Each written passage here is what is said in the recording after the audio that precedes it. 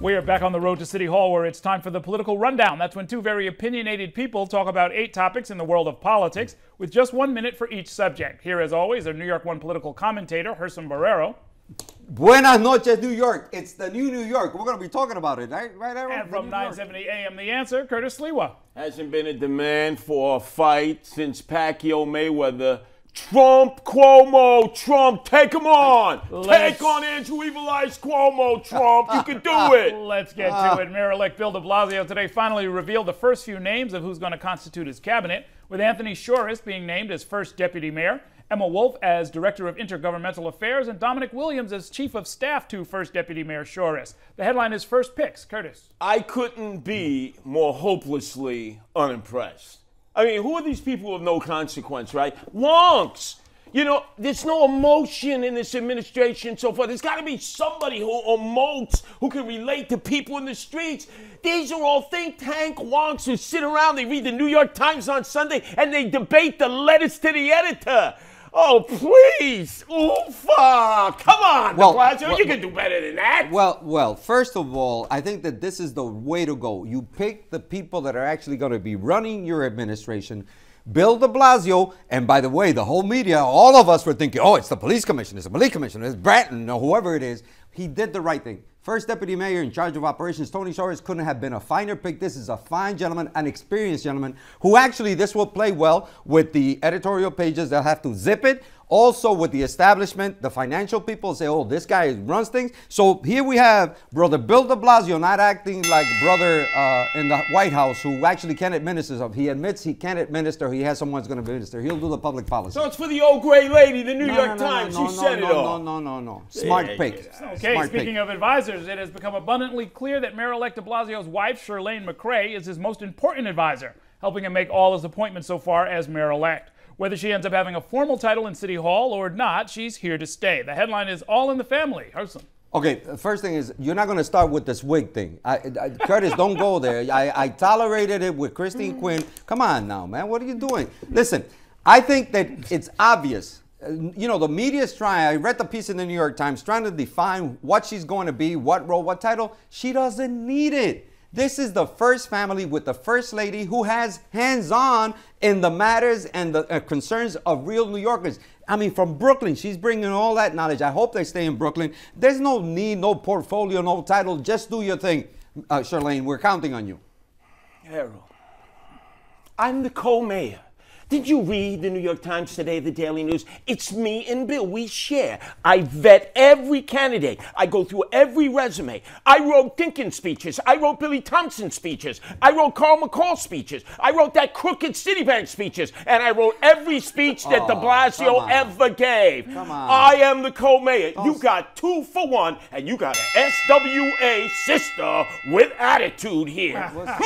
Where'd you get that? Don't start with the wig again. Don't start. Earlier this week, gentlemen, Governor Cuomo's commission to investigate public corruption released a bombshell report on influence peddling in Albany. It called for the creation of a public campaign finance system and also said that it found possible illegal conduct going on and that state lawmakers could indeed be guilty of it. The headline is Cuomo's commission. Curtis. You wanted to know what the Moreland Commission was going to do. You were a doubting Thomas, Arrow. That's why I won't appear with you at NY1. What? You, Gerson Barrero, scribe, you were a doubting Thomas. And look, we pointed out the legislative improprieties. The 3 who were running some chop shop operation with Medicaid out of a storefront, that's still to come. You see, I delivered. I delivered, Preet Barrero. We don't need you. I've got my Moreland Commission. Deliver what? They can't even speak for themselves. Deliver what? What is Andrew Cuomo thinking? By the way, there is no final report or recommendations to be able to do what you're going to do in 2014. This is going to be a subject. I hope that you have the, you know, whatever it takes to get you here so that Errol can actually do a real interview or submit yourself to a debate so that we can talk about the commission. No, you'll go on Curtis's show with the governor. There was like a love fest between David Patterson. Come over here. Come here to NY1. Errol will ask you the questions that you haven't been asked yet. Come on. This is nonsense. Commission my foot. Errol, my Moreland Commission exempted me, by the way, and the Attorney General and the State Controller, exactly, just so you know. Cuomo's Commission. The day after the report was issued, the governor threw a fundraising birthday party headlined by Billy Joel, with tickets topping out at $50,000 per table. The headline is Birthday Bash. Herson. This had to break the stupidometer. I'm going to be very clear. Happy birthday, Governor. You could have canceled this. Now, here you were there in the Bronx at Metro North accident, what the derailment and everything. You've been great. All of a sudden, without the first of the 4 people being buried yet, you went ahead with a fundraiser, with a party? What kind of leader is that? Do you have no sensitivity? Where's your humanity? I mean, there's nothing humane about that act. I thought it was really bad. Whoever told you to go ahead with that party, you should have canceled it. Errol, you want an interview with me after all these years?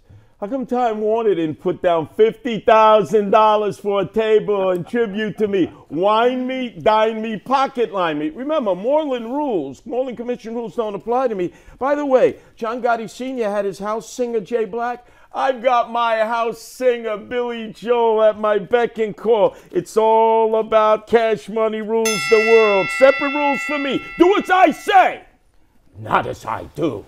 All right, moving right along. The engineer driving the Metro North train that fatally derailed on Sunday was not drunk or sleep deprived, but he's quoted as telling the police that he was in a daze. The headline is Asleep at the Wheel. Curtis. This is what we suppose. First of all, there are always going to be human mistakes. We've seen this before.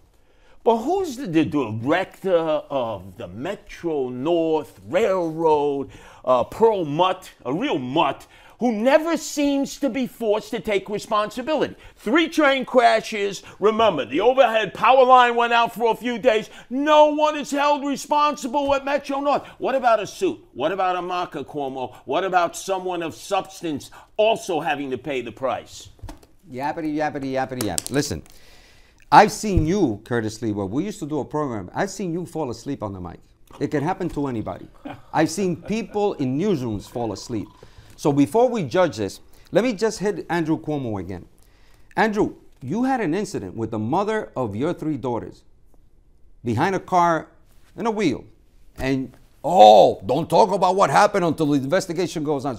Will you shut up now and allow this guy to go through the process? Don't do that, Governor Cuomo. It's beneath you. Remember, you had a relative who actually was in a problem. They thought she was drunk. They thought she had drugs. Why don't you hold off a little bit? You know, I think Pakoko will be visiting you. I don't care who he visits. He'll be bending your leg and stuffing it in your pocket. You remember that, Andrew? Oh, he remembers. That? He remembers. Next All right. topic. In the aftermath immediately following the train wreck on Sunday, Mayor Bloomberg was notably nowhere to be found. Later, he said his various commissioners were on the scene doing their jobs so that he did not need to be there. The headline is MIA Mayor. Herson. Okay, so he says he's not a teacher. I mean, a fireman. He says he's not a police officer. He didn't need to be there. You know, you're not a teacher, so don't go to schools. You're not a doctor, so don't go to hospitals. So what else can I say? So, you know, you sound so stupid. You're so full of yourself. You're such a little tyrant. There's an A and an H that should be added to your initials in your name. I think it's terrible what you did. It's so, you're playing golf and you think that's more important? Come on. And then you don't even want to admit that you were doing that. Errol, when his days at El Diario are numbered, let him know there'll be no job for you at Bloomberg Media. That's for sure. I overpay them all to keep them on the payroll. You see, am I a fireman? I'm not a fireman. Am I a cop? I'm not a cop. I'm just a billionaire marking my days before I become the world's great philanthropist. Cuomo was taking care of things. Sal Cassano Kelly. What, they need me there? I was checking the Bermuda grass at my 18-hole golf course in Bermuda. Shame on you, Miguelito. Shame on you. The city council, gentlemen, held a hearing today regarding the banning of e-cigarettes in all the same places where traditional cigarettes are already banned. The headline is E-Smokeout. Curtis. Now, I can understand Newport. It's like currency in the streets and in jail, you know. Right? I can understand that menthols. I don't understand why anybody would smoke menthols. I never did myself. But e-cigarettes, it's nicotine. It's air. It's H2O. What's the problem with that? Do we have to monitor everything that is ingested? If they want to breathe it through their lungs and filter it so that I get fresh air, why should we care? This city just has its nose in every person's personal business. What I want to know is what happens to the people who invested money in the e-smoke. the lobbyists, the people that went to the city council, the people that said that we're going to do this. No, we will not have this outlawed. No, you can go ahead and produce the mass. You know, you're talking about people's livelihood, people who made investments. Am I in agreement? No, it should have never been done. But if people went ahead, companies invested in this, there were investors, people, entrepreneurs doing this, and now you decide to do this, it's ridiculous what you've done. It's not fair. Bloomberg rules nobody gets to smoke, except naturally his friends. State Republicans are scrambling to find someone to run against Governor Cuomo in his re-election bid next year, and the latest name to pop up is none other than Donald Trump. The headline is Trump for Gov. Hersom. I mean, Donald Trump, Trump, that's what you are. How could even, I mean, is the Republican Party in such disarray in New York State that his name would even come up and you wouldn't disavow it? I mean, I can see Rob Astorino. He'd be beat to the pulp by Andrew Cuomo. Like I've said before, the only Republican that can beat Andrew Cuomo already is governor of New Jersey. The fact is that Donald Trump, that's all he is. He's got enough problems. He's not a serious person. Let's get him off the stage. And the Republican Party is the one that has to do it. Donald Trump, you the man. Because you know all about gambling. And all of a sudden, Andrew Evil Eyes Cuomo, King Cuomo II, claims he's the gambling czar. Gambling is the answer to our problems. You go in those areas, New York State, and you say, frack you, Cuomo, frack you. We need to frack, frack, frack. Watch the votes tally up. You can take out Cuomo, Trump, and everybody wants to see Trump versus Cuomo. Come on, Donald. Make the run. Knock out Cuomo, and then run for the president, right? Don't listen to him, Republicans. This is Come it. on. Spoken like a talk radio host. Governor Donald Trump, I'm at your service. Gentlemen, thanks for coming by. We're going to take a short break now. I'll be back with the results of our snap poll and a preview of tomorrow night's program. Stay with us. Andrew, we're waiting for you.